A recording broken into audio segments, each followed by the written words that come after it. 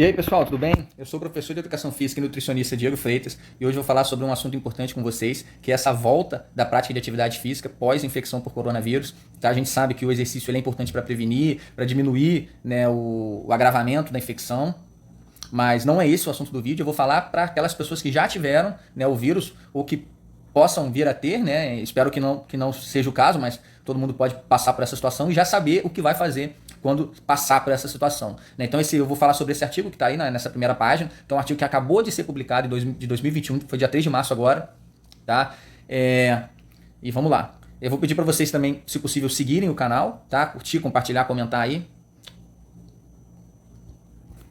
Bom, primeira coisa que eu queria trazer para vocês é falar que, assim, se esse indivíduo ele estiver sentindo ainda algum dos sintomas, né, principalmente dores no corpo, dor de garganta, falta de ar, dor no peito, né, fadiga, tosse, febre, ele deve evitar o exercício, obviamente, enquanto ainda tiver com esses sintomas, né, isso é óbvio, não precisaria nem falar, mas se estiver sentindo, se foi aquele paciente que teve um pouco mais, né, de efeitos colaterais, após o fim desses sintomas, ele ainda deve esperar de 2 a 3 semanas, tá? Se foi aquele indivíduo assintomático, ele de repente ele pode até acelerar, né, se o médico liberar, enfim, tendo contato com um profissional de educação física. Mas o artigo recomenda que, se for um indivíduo sintomático, após esses sintomas, ele espera ainda mais 2 a 3 semanas. Em compensação, por outro lado, ele não pode passar muito. Né? Esperou essas 2, 3 semanas, ele deve começar logo, né? Porque após essas 2, 3 semanas, aqueles indivíduos que conseguem iniciar mais rápido esse tratamento, eles conseguem ter uma recuperação melhor, né, da condição física, da saúde, do condicionamento, enfim, vários aspectos. Então, vamos lá falar com relação às sequelas, né, do coronavírus. A gente sabe que tem 3 sistemas mais afetados, né, que é o sistema pulmonar, que é óbvio também pela questão da dificuldade em respirar, né, o sistema cardiovascular, e o sistema imunológico também acaba sendo muito exigido na infecção do coronavírus, né, a gente sabe disso. Né? Então, os primeiros cuidados eles são com relação ao volume e à intensidade do exercício. Esse exercício ele nunca pode ser um exercício volumoso em primeiro lugar, por isso que eu botei em caixa alta. Tá? O volume quase nunca é indicado, de uma maneira geral eu posso dizer que ele não é indicado. Tá? E a intensidade aí vai depender um pouco, eu vou falar nos próximos slides, possibilidades de a gente estar trabalhando essa intensidade, tá? Para conseguir ter resultados positivos.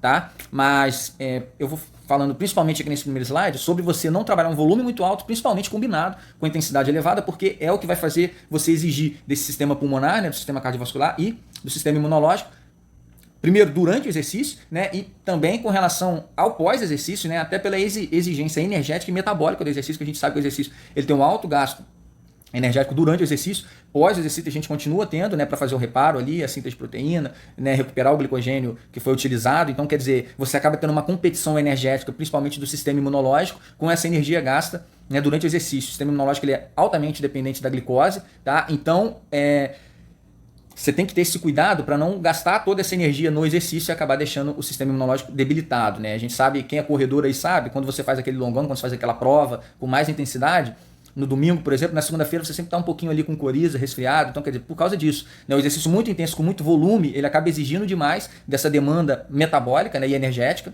e aí acaba competindo um pouco o sistema imunológico, sem contar o estresse direto, né, do sistema cardiopulmonar, cardiovascular, né, que esses exercícios muito longos eles acabam acometendo. Né? Então a gente tem que ter um pouco de cuidado para não gerar, por conta disso, uma imunossupressão, que é tudo que a gente não quer. Né? Mesmo que o indivíduo já possa estar recuperado dessa primeira infecção, pode acabar tendo outras infecções também, ou pode ter uma recaída, né, que a gente sabe que tem casos que acontecem, então tem que ter essa atenção para que isso não ocorra. Então esses são os primeiros cuidados. Tá, mas como é que a gente vai conseguir fazer exercício sem estressar esses 3 principais sistemas? É isso que eu vou falar a partir de agora. Né? O estudo ele indica principalmente a musculação. Tá? Por quê? Porque ela é uma atividade que ela tem muitas variáveis que podem ser manipuladas. E com isso você vai conseguir ter resultados positivos, vai conseguir trabalhar essa intensidade adequada sem gerar um estresse, né, pro sistema cardiovascular, sistema cardiopulmonar, e sem gerar um grande gasto energético também metabólico, né? Você sabe ali que na musculação você consegue fazer 4, 5, 6 repetições, tá? Às vezes até 8 mesmo, sem gerar um estresse energético muito elevado. Eu costumo até brincar na sala de musculação, algumas pessoas elas vêm, treinam, vão embora e eu brinco assim, poxa, nem suou, nem parece que veio à academia. Por quê? Por causa dessa característica da musculação. Você pode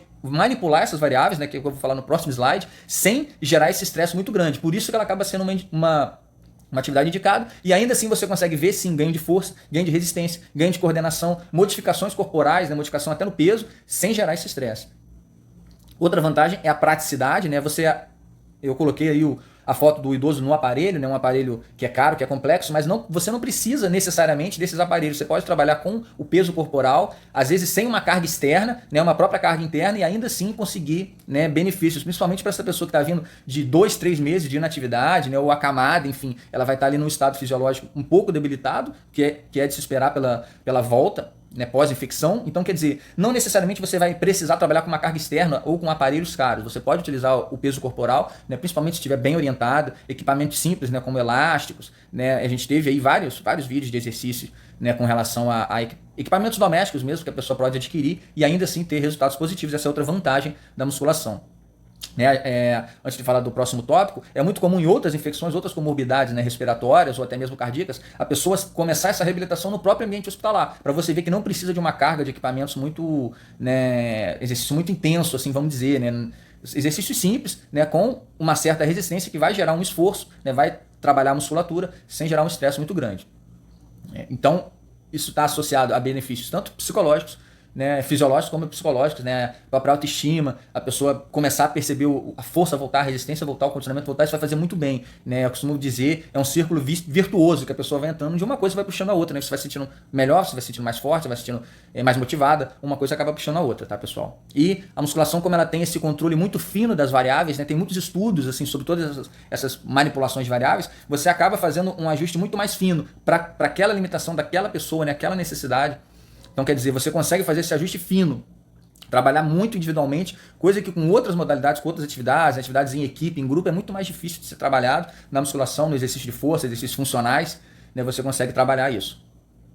E aí vamos lá, com relação às implicações práticas, né, a minha indicação é você, do artigo também, é trabalhar com cargas moderadas, né, e você pode até trabalhar com cargas moderada alta, se você fizer esse reajuste das repetições, né, como é a próxima indicação, trabalhar com repetições menores, tá? E aí o professor ele vai saber indicar isso para você, esse ajuste de carga, se for um pouco mais alto, diminui um pouco as repetições, você sempre vai fazendo esse ajuste, né, mexe numa variável e aí mexe na outra junto, para não trabalhar junto, volume e intensidade alta. Os idosos, a gente sabe que eles se sentem mais benefícios trabalhando com velocidade, tá? Mas aí você vai ter que ter o cuidado de não trabalhar muito velocidade, intensidade e volume junto, tá? Então, você pode trabalhar essa velocidade, mas aí você segura um pouco mais no volume, segura um pouco mais na repetição. O volume total vai ser sempre baixo, né, como eu venho batendo aqui, já falei sobre isso. Exercícios multiarticulares, ele acabam otimizando o tempo. Em vez de, por exemplo, você vai fazer um exercício para tríceps, um exercício para ombro, um exercício para peito. Você pode fazer logo um supino inclinado, ele vai trabalhar os 3 grupamentos, você ganha tempo, né, em vez de ficar 20 minutos fazendo 3 exercícios, você pode fazer com 6 minutos, já ir trabalhar esse exercício 6 minutos. Por que eu estou contando 6 minutos? Dá para fazer até em menos, mas eu já estou contando um maior tempo de intervalo também, tá? Entre as séries, entre os exercícios. Para quê? Para a pessoa não gerar aquele estresse cardiopulmonar, tá? Cardiorrespiratório. Então, quer dizer, a pessoa vai manter uma frequência um pouco mais controlada e para isso ela deixa um tempo de intervalo um pouco elevado, tá? Um pouco acima do que ela estava acostumada.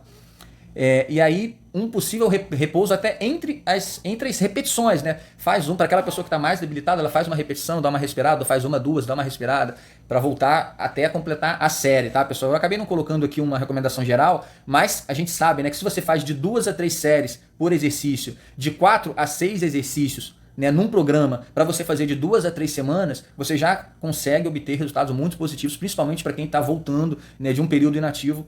Então, repetindo, de 2 a 3 séries, de 4 a 6 exercícios, né?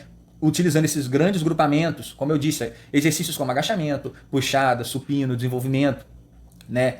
Exercícios que trabalham vários músculos de uma vez só. Você faz de 4 a 6 exercícios desse. Eu já dei alguns exemplos aqui de duas vezes por semana, e aí depois, progressivamente, você passa para 3, progressivamente você passa de 2 para 3 séries, de 6 para 8 repetições. Nunca faz esse aumento em conjunto, tá? Escolhe uma variável por vez para fazer esse aumento, ou aumenta a repetição, ou aumenta o volume, ou aumenta o exercício, ou aumenta a série. Tá? A gente tem uma indicação na área de treinamento desportivo que é para não aumentar mais do que 10% do volume por semana. Então, o artigo não tratou isso, mas a gente pode incluir essa recomendação, porque parece bem coerente, né? Você fazer essa progressão aos poucos, né? Então, é mais ou menos por aí, começando devagar, né? Começando com bastante intervalos e aos poucos fazendo essa progressão. Nada mais, resumindo as recomendações, seriam isso. E aí tem mais alguns cuidados, né, adicionais para a gente tomar, que é claro, fazer os exames médicos, né, principalmente aquelas pessoas que tiveram sintomas mais graves, aquelas pessoas que têm outras comorbidades associadas, além de atletas. Por quê? Porque o atleta ele vai ter uma necessidade maior de acelerar essa recuperação, então ele precisa estar mais bem assessorado, né? esse ajuste e essa progressão das variáveis, ela tem que estar acompanhada do profissional de educação física, tá? Cuidado para não fazer esse ajuste sozinho e acabar exagerando. Monitorar a temperatura antes do treino, né? Nas primeiras sessões ali, às vezes a pessoa pensa que não está tendo sintoma, mas está, então é bom você ter esse cuidado. Né? Fortalecimento muscular antes do trabalho cardiovascular, porque, como eu tenho explicado, você pode trabalhar força muscular com poucas repetições sem ter um estresse cardiovascular tão grande. Já no trabalho cardiovascular, que eu digo que seria um trabalho de endurance, um trabalho de corrida, por exemplo, já é um trabalho que vai gerar esse estresse maior cardiopulmonar. Então você primeiro começa pela força, com volumes menores, né, e com mais espaçamento entre séries, para depois passar para uma corrida. Observar também a higiene, tá, e a ventilação adequada. Eu não vou falar sobre outras recomendações aqui, nessas recomendações de higiene que a gente já sabe. Eu não vou repetir aqui para não alongar muito o vídeo, mas também são importantes, tá? A gente sabe da reincidência, enfim. Aspectos culturais, psicológicos e sociais também precisam ser avaliados, tá? Eu tratei no vídeo principalmente das questões fisiológicas, que é mais a minha praia, mas a gente sabe que tem outras questões associadas, né? Depressão, ansiedade, e principalmente nesses casos a gente tem que ter um acompanhamento multidisciplinar. Beleza, pessoal? Então, basicamente é isso. Eu vou terminar por aqui o vídeo, vou pedir para você curtir, compartilhar, seguir aí nas minhas outras redes, tá? Facebook, Instagram, eu tenho outro canal onde eu trato outros assuntos também. E forte abraço, até a próxima. Se quiser sugerir novos temas aí, fica à vontade. Abraço!